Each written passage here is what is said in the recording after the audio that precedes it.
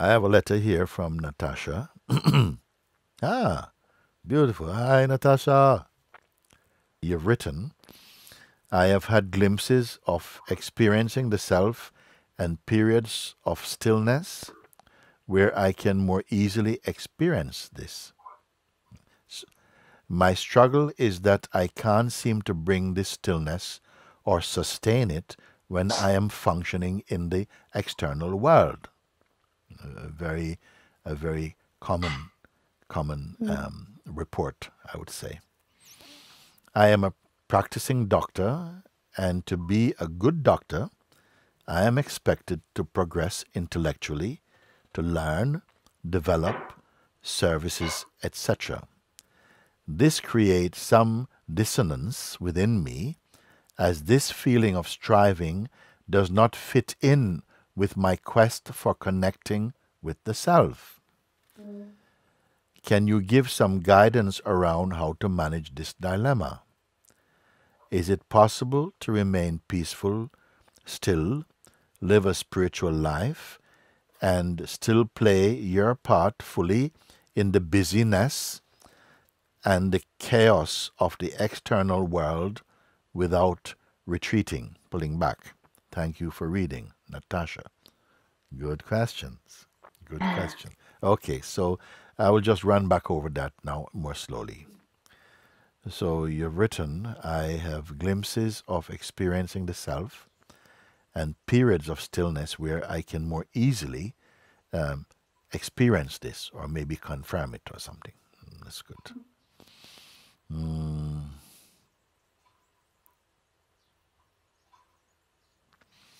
When you write, I have glimpses of experiencing the self, what it mean? It's usually if I'm alone, maybe in nature, somewhere like that. It's a complete feeling of inactivity almost, inactivity of the mind and stillness and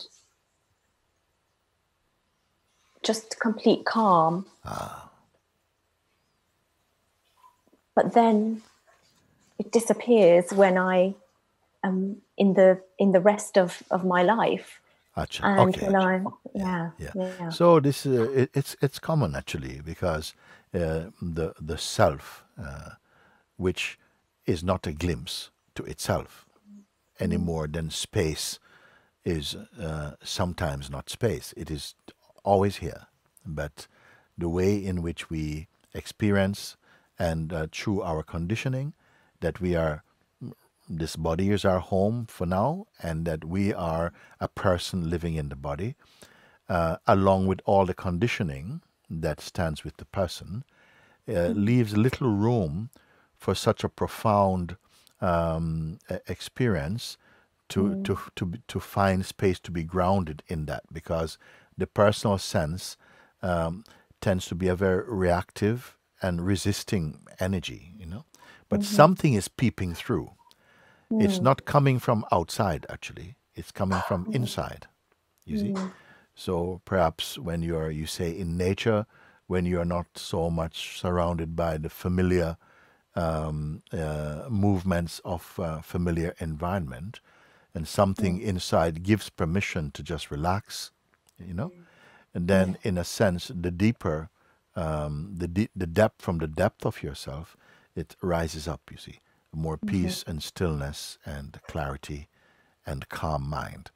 You find you did not practice for that. It's simply arising much more easy and finding space in moments and situations, perhaps environment like that for the moment. No?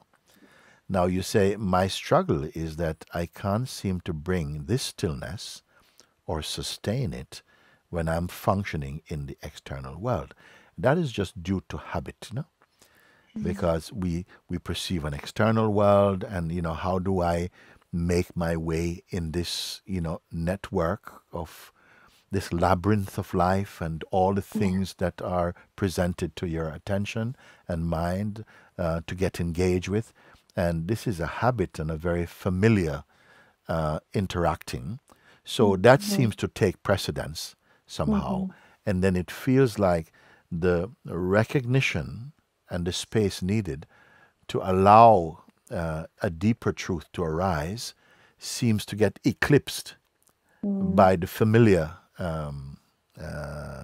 habits, you see. But don't be discouraged by that, because actually the world of the person and the mind is not really as deep as you think. It's quite shallow, and actually in it, when you give attention to it, it takes on a certain strength. But very soon, actually, you see that it is without real depth.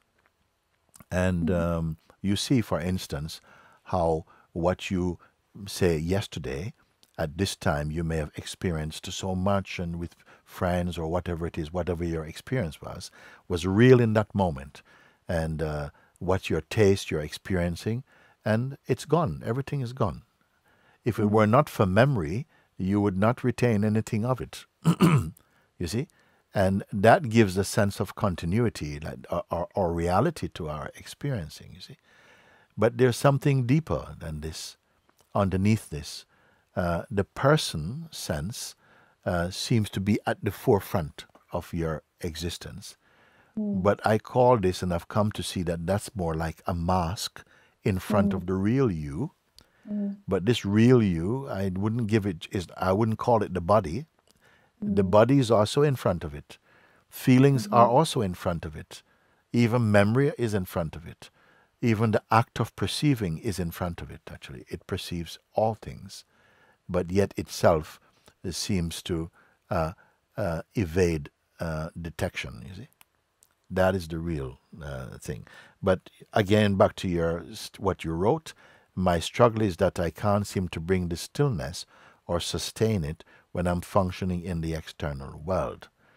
So you are attracted to the stillness. You have recognized, you have tasted it, and it's a very natural taste for you. You want to be more in that stillness. Of course, you'd want it permanently, wouldn't you? You see? Yes.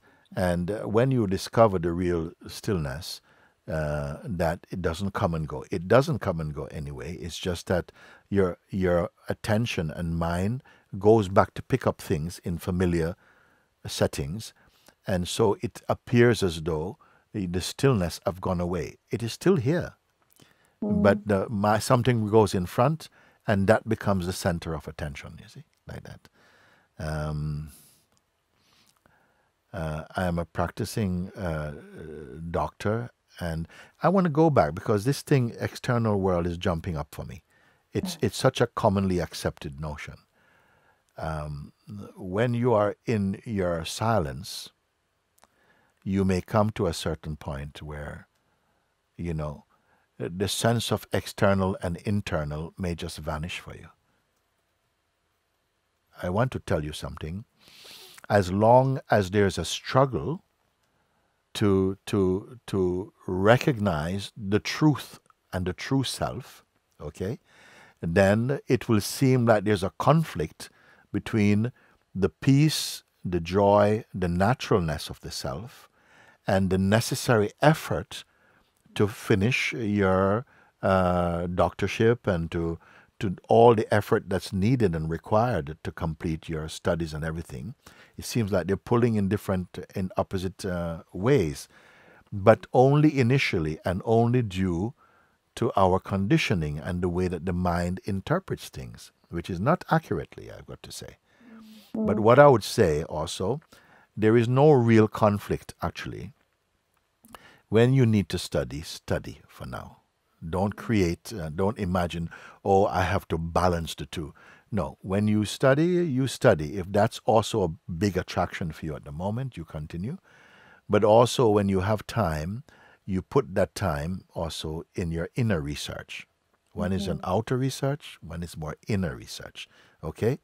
And for that, I can give you a simple exercise also.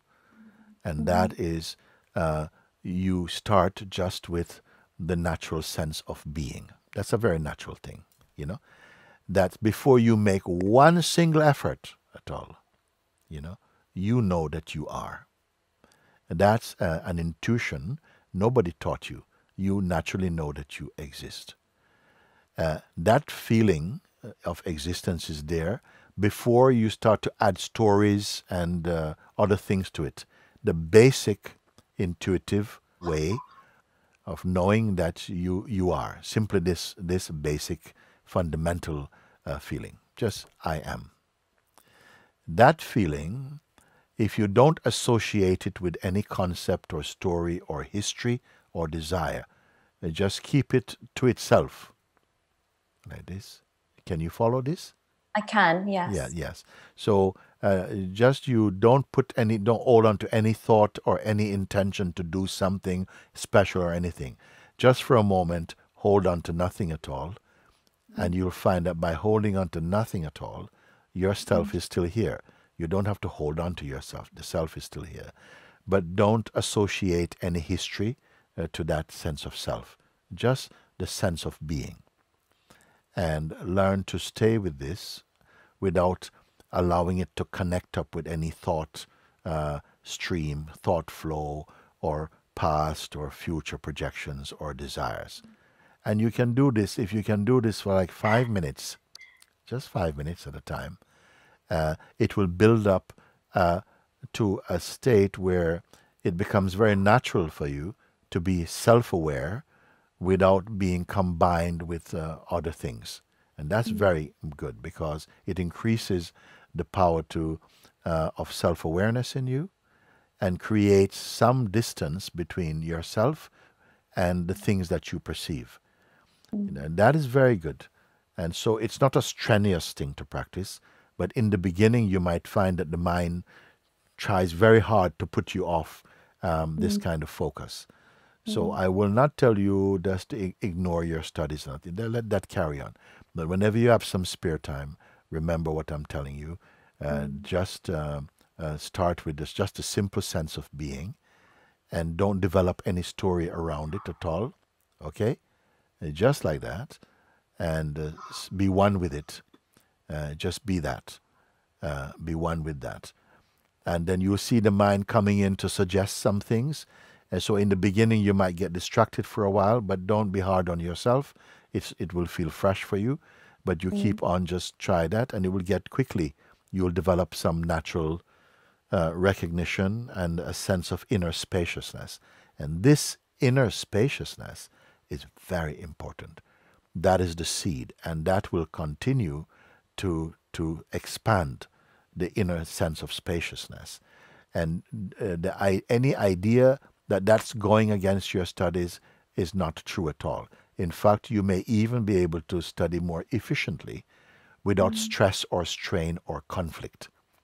But when you are study, when you sit in your self-contemplation, be with that, and you'll find that somehow the power of self-contemplation will somehow begin to pervade your studying, and so that whatever you're doing, not just your studying, but whatever movements are happening in your life, they'll seem to be happening inside your stillness and spaciousness.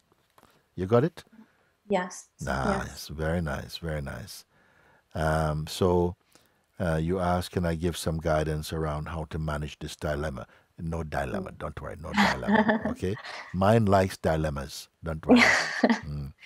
Is it possible to remain peaceful, still, live a spiritual life, and still play your part fully in the busyness and the chaos of the external world without retreating?